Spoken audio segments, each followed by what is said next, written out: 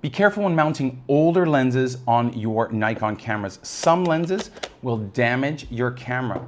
I will show you what to look out for on a lens and on your camera to make sure that you don't damage your camera so you can confidently know which lenses work with which cameras. In 1977, Nikon introduced AI lenses as a better way to communicate with the camera about the aperture.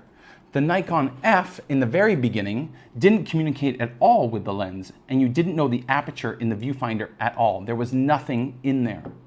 Then Nikon introduced the meter coupling prong or lever, also called the rabbit ears on the lens, as a way for the lens to communicate with the camera about the aperture.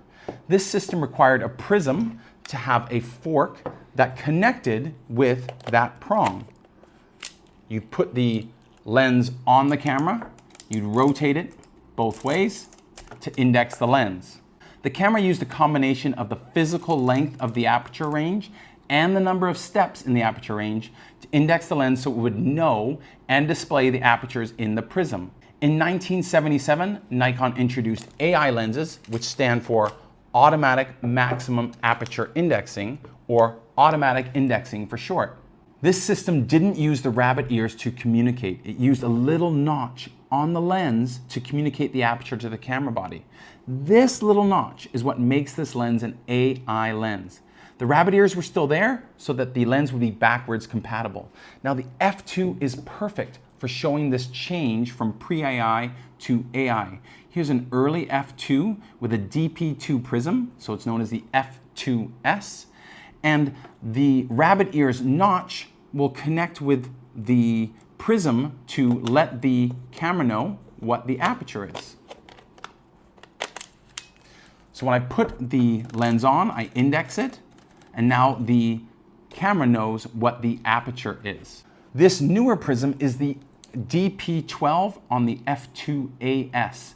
It has a meter coupling lever down here, so the meter does not connect to the lens with the rabbit ears. It uses that little notch, and that little notch is going to push this little lever along to let it know what the aperture is. So when I put this on here, I don't need to index the camera.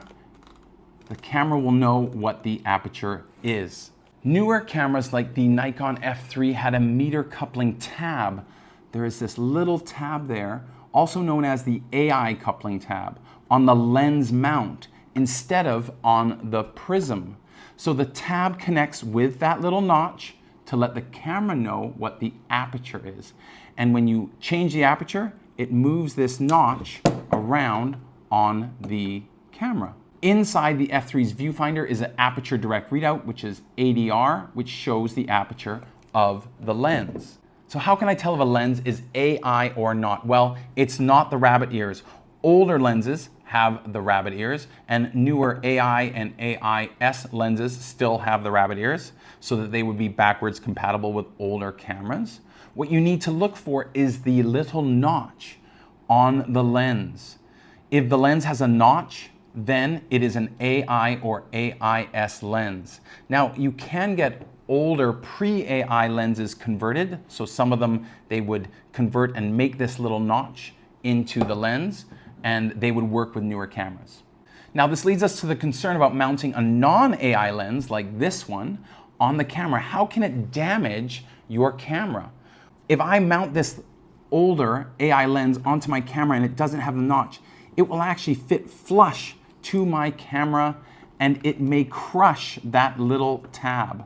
So this 24mm non-AI lens, if I put it onto this camera, it will break that tab, or in the case of the f2, it will bend that tab back. Now some older cameras like the Nikon F3 have the ability to push that tab back out of the way, so I could mount older lenses like this one onto my camera without the mount. And you can see there that that tab is pushed back, and now I can confidently put this lens on my camera. I won't have any metering. I'll have to use stop-down metering for this lens, but I will not damage my camera.